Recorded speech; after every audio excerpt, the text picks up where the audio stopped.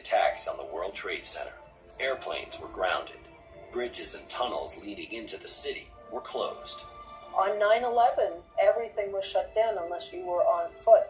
And the only way to get around was the water connections, the ferry connections between the islands. We got reminded of what life was like in the 16th and 17th centuries because, once again, we were a city of islands, and the best way to move between the islands was by boat. The Staten Island Ferry, along with the Coast Guard, tugboats, private boats, and every type of vessel you can imagine, came together and managed to evacuate around 500,000 people from Lower Manhattan that unforgettable day. The ferry played such a different role that day for us 21st century folks who think of it mainly for pleasure and for transportation, and helped people in a way that I don't think most of us had ever foreseen. But it was a proud day for the ferry.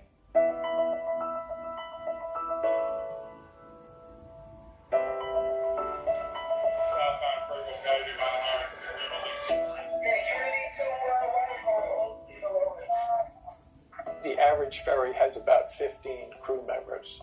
You're going to have a captain, you're going to have assistant captain, navigating officer, and you're going to have engineering officers.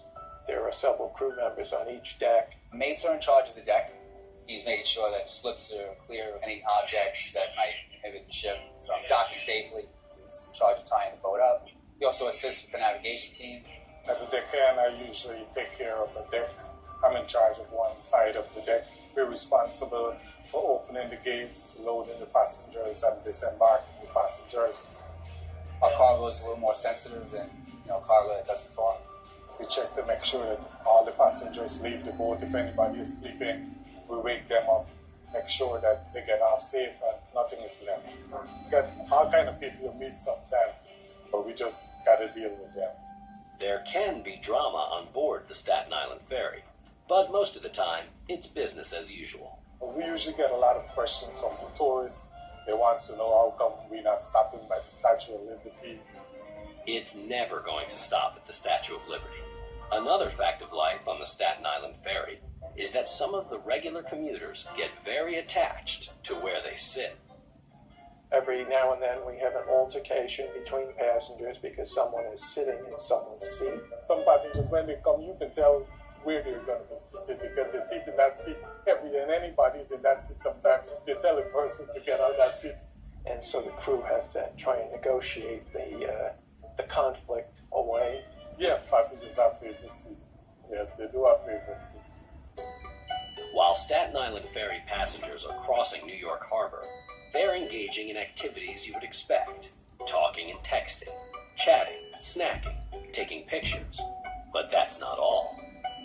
I guess I'm going to say that anything that could possibly go on in the city of New York goes on the Staten Island Ferry. So you're limited only by your imagination as to what fun there might be. Whatever they're doing, the trip isn't costing them anything. In 1905, the nickel fare was instituted on the Staten Island Ferry. In 1975, it went to a quarter round trip. Then in 1991, it went to 50 cents round trip. In 1997, the fare was abolished, and the ferry became free. It's free, and it's freeing, and it's exciting.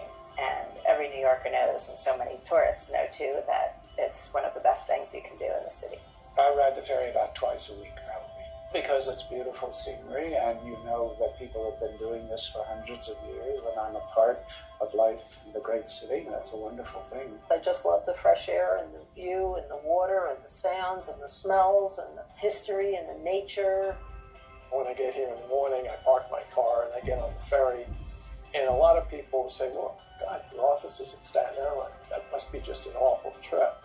And I always find myself saying to people, no, actually, that's probably the best part of the day.